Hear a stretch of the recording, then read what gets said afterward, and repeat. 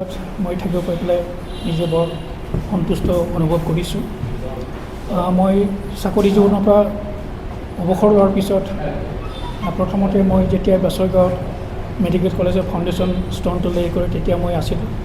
তাৰপিছত যেতিয়া নেকি হস্পিটেলটো ষ্টাৰ্ট হ'ব বুলি যেতিয়া ইনষ্ট্ৰুমেণ্ট কিছুমান আমাৰ চিভিল হস্পিটেললৈ লৈ যোৱা হ'ল, তেতিয়া এটা ঢৌ এটা আহিছিলে, বেয়া ঢৌ আহিছিলে আমাৰ মাজত। সেইটো লৈ পেলাই এটা আমাৰ ইণ্টেলেকচুৱেল গ্ৰুপৰ মাজত আলোচনা হওঁতে মোক আৰু ডক্টৰ অধীৰ ব্ৰহ্মক, তেওঁ ডাইৰেক্টৰ PTR হেল্থ ছাৰ্ভিচেছ, তেওঁকো মাতিছিলে। তেতিয়া আমি কথাটো যিটো মই আজি ফিল কৰি আছোঁ সেইটোৱে কথাই কৈছিলোঁ যে মেডিকেল কলেজ হ'লে ওচৰে পাজৰে যিবিলাক চিভিল হস্পিটেল থাকে সেই চিভিল হস্পিটেলবিলাক অট'মেটিকলি এমালগেমেটেড হৈ যায়। আৰু সেই কথাটো আমি দেখিলোঁ যেতিয়া কোকৰাঝাৰ মেডিকেল কলেজৰ এষ্টাব্লিছমেণ্টৰ কাৰণে এপ্ৰুভালটো হ'ল। এইটো কি বুলি কয়, এইটো টাইমটো ঠিক নাই, এপ্ৰুভেল নাই এপ্ৰুভেলৰ কাৰণে যেতিয়া নেকি এইটো হ'ল, লেটাৰটো আহিলে, তেতিয়া তাতে লিখা আছে RNB civil hospital will be amalgamated with Kokrajhar medical college, clearly লিখা আছে। মই নাজানো, পলিটিকেল পাৰ্টিৰ মই মানুহ নহওঁ, গতিকে কাকো খুচৰিব নাযাওঁ। আৰু তাৰপিছত ৰিচেণ্টলি স্পীকাৰ আহোঁতে মিটিঙত মই নাছিলোঁ, তাৰপিছত DCৰ মিটিঙত মই আছিলোঁ। DCৰ মিটিঙৰ সময়ত মই কথাটো অলপ ইলাবৰেলি কৰাৰ সুবিধা পাইছিলোঁ, কিয়নো নলবাৰী মেডিকেল কলেজৰ যিটো প্ৰিন্সিপাল তেওঁ মোৰ ক্লাছমেট আছিলে, মই চালিজাৰে চাইছোঁ। তেজপুৰ মেডিকেল কলেজ হোৱাৰ পিছত তেজপুৰৰ কনকলতা, শ্বহীদ কনকলতা চিভিল হস্পিটেলখন তেওঁলোকে গহপুৰলৈ ৰিচিভ কৰিবলৈ বাধ্য হ'ল। গহপুৰত তেওঁলোকে ডিষ্ট্ৰিক্ট হস্পিটেল পালে 200 বেডেড। নলবাৰীত আমাৰ ৰাইজে আপত্তি কৰিছিলে, কিন্তু তাতে তেওঁলোকৰ যি জয়ন্ত মল্ল বৰুৱা মিনিষ্টাৰ আছে, তেওঁৰ ইনিচিয়েটিভত এটা ভাল কাম কৰিলে।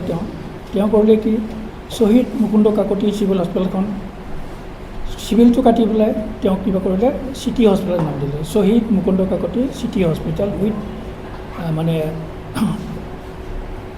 মডাৰ্ণ হেল্থ কেয়াৰ ফেচিলিটিজ দি পেলাই তেওঁ এইটো খুব সম্ভৱ 100 বেডেড কৰিছে। তেওঁ যদি as per norm civil hospital নাথাকে তেতিয়া আমি যুঁজি পেলাইতো আমি নোৱাৰিম। গতিকে এনেকুৱা কৰিলে কেনেকৈ হয়। মোৰ ব্যক্তিগত সেইটো মোৰ কিবা নহয়, কাৰণ প্ৰতি মোৰ ৰাজহুৱাভাৱে মই ক'ব খোজোঁ মোৰ ব্যক্তিগত ফিলিংছ।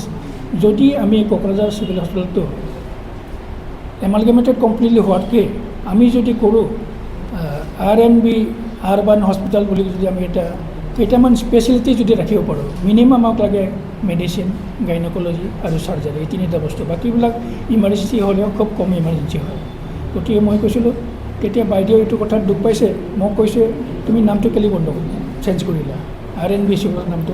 তো মই নিমাতে কৈছোঁ, আৰু মোতকৈ ছিনিয়ৰ মানুহ, তেওঁলোকে ৰাজনীতি কৰা মানুহ, তেওঁলোকৰ লগত কথাটো মই ফেৰ মাৰিব নোৱাৰিম। কিন্তু বাইদেউ মই ব্যক্তিগত কথাই কৈছোঁ, যদি তাত কাৰোবাৰ আপত্তি আছে কোনোবাই নামানে মোৰ ক'বলগীয়া একো নাই, মই কাকো প্ৰেছ কৰিব নোৱাৰোঁ। যিয়ে নহওক মেডিকেল কলেজটো হ'ল, এতিয়া আমাৰ দায়িত্ব কি?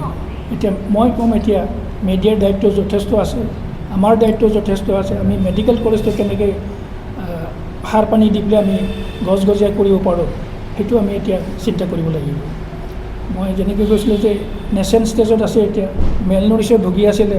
আমি ভাবোঁ যোৱাকালি তাৰ যিটো বেমাৰ, সেই বেমাৰটো ডায়েগন'জ হৈ গ'ল, আমাৰ এটা ট্ৰিটমেণ্ট কৰিব লাগে, আমি নৰিছমেণ্ট দিব লাগে, বা আমি ইমিউনাইজেশ্যন যি দিব লাগে সময়মতে আমি দিব লাগিব, প্ৰটেকশ্যন, প্ৰিভেনশ্যন এইবিলাক দিব লাগিব, যাতে আমাৰ মেডিকেল কলেজটো এটা গছগজীয়া হয়। এখেতে অলৰেডি কৈ গৈছে এই মন্তব্য সমাচাৰৰ কথাটো, যে চিভিল হস্পিটেলৰ এটা লিমিটেশ্যন আছে। চিভিল হস্পিটেলটো হ'ল কি, এইটো secondary stage health care provider. Medical college হৈছে tertiary stage health care provider. গতিকে মেডিকেল কলেজত স্ক'পটো বহুত বেছি আছে। আজি এতিয়া MBBS কৰ্চটো আৰম্ভ হৈছে। এই যেতিয়া কৰ্চটো গৈ পেলাই 2টামান বেচ ওলাব, তেতিয়া অট'মেটিকেলি PG কৰ্চটো এটা বা দুটা তেনেকৈ লাহে লাহে কৰিবলৈ বাধ্য হ'ব। PG আহি গ'ল, PG অহাৰ পিছত আৰু ছুপাৰ স্পেচিয়েলিটি কৰ্চ, সেইটো একেলগে গোটেইকেইটা ডিপাৰ্টমেণ্টে কৰিব নোৱাৰে, এটা দুটামানতো কৰিব। তাতো চিট কি থাকিব, 2টা। PGৰ কাৰণে চিট কি থাকিব, 4টা বা 6টা চিট থাকিব, যিটো হৈ আছে, বা প্ৰথমতে 3টাও হ'ব পাৰে। গতিকে এইটো আহিবলৈ আমাৰ সময় লাগিব। সেই সময়লৈকে চলাই নিবলৈ আমিও সহযোগ কৰিব লাগিব। আৰু মিডিয়াৰ যথেষ্ট ৰল আছে, মিডিয়া হয়তো সহযোগ কৰিব লাগিব। কথা পাতিছিলোঁ খুব, যেতিয়া DC তাতে মিটিং হৈছিলে, প্ৰিন্সিপাল আহিছিলে, ছুপাৰিণ্টেণ্ডেণ্ট আহিছিলে আৰু পেথলজি মাইক্ৰ'বায়'লজিৰ প্ৰফেচাৰ যিজন আছিল তেওঁলোকক মই এটা প্ৰপ'জাল দিছিলোঁ, আপোনালোকে পেচেণ্ট নাই বুলি কৈছে, কিন্তু আমাৰ গাঁৱৰ মানুহ এতিয়াও নাজানে what are the facilities available in the hospital, এইটো আমাৰ নলেজত নাই এতিয়াও।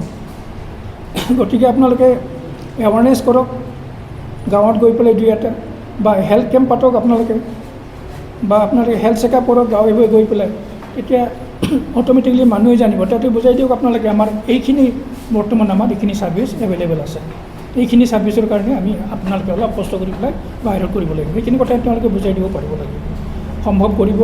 আৰু যদি কমিউনিকেশ্যনৰ কথা আছিলে, কমিউনিকেশ্যন ড্ৰবেক আছিলে, আমি খুব ভাগ্যৱান বেচৰগাঁও যিটো মেডিকেল কলেজ, বেচৰগাঁও মেডিকেল কলেজৰ কমচে কম 5টা এপ্ৰ'চ ৰোড আছে। এটা কোকৰাঝাৰৰ পৰা গৈ পেলাই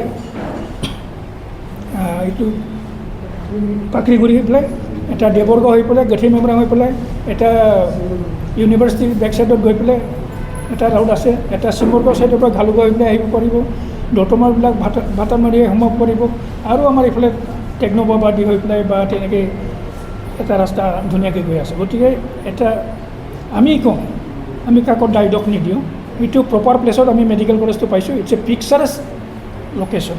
গতিকে আমি অলপ ধৈৰ্য ধৰি অলপ সহযোগ কৰিলে, মই মোৰ ফালৰ পৰা ব্যক্তিগত ফালৰ পৰা মই সেইটো কথা কৈছোঁ, নিশ্চয় আমি এদিন হৃষ্টপুষ্ট মেডিকেল কলেজ দেখিবলৈ সক্ষম হ'ম।